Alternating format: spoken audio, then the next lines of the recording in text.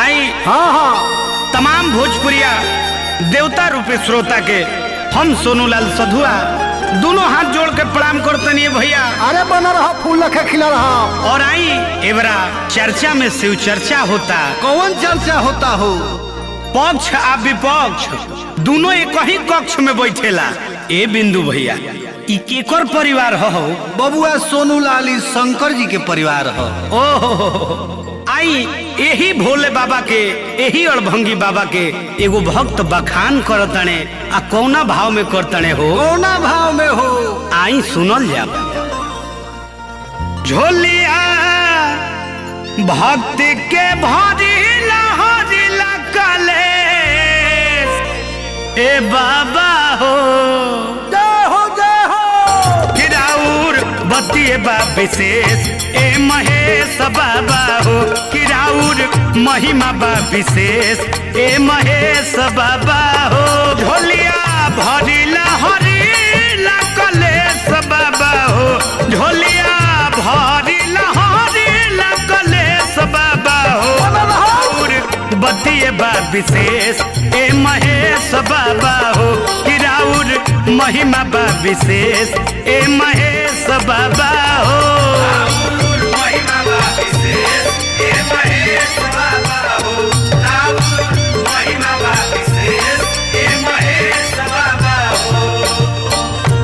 रउआ घट घट के वासी रउआ शिव शंभु कैलासी रउआ घट घट के वासी रउआ शिव शंभु कैलासी असतोवे तीर सुलावा पोखासी ए बाबा अगिया रउए तारा सलावा के प्यासी ए बाबा।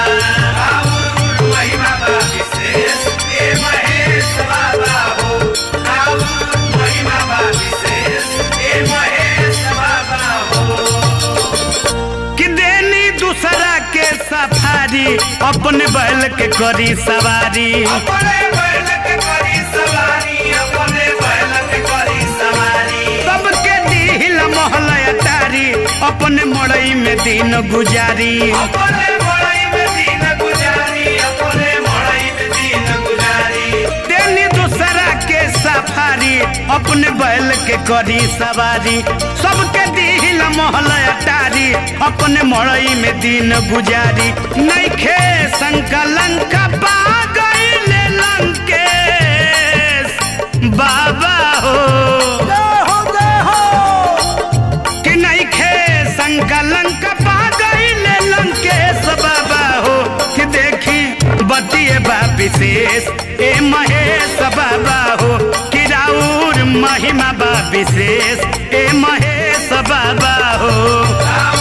महिमा बा विशेष ए महेश बाबा हो महिमा बा विशेष ए महेश बाबा हो।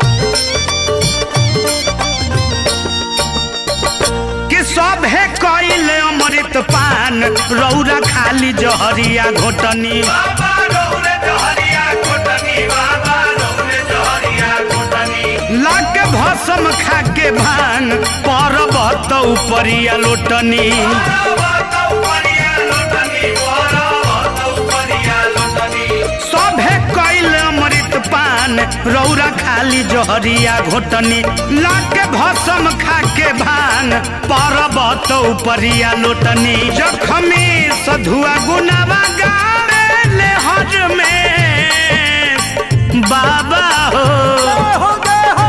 सोनू ललवा गुनावा गावे लहर में बाबा हो किराउर बतिए बा विशेष ए महेश बाबा हो किराउर बतिए बा विशेष ए महेश।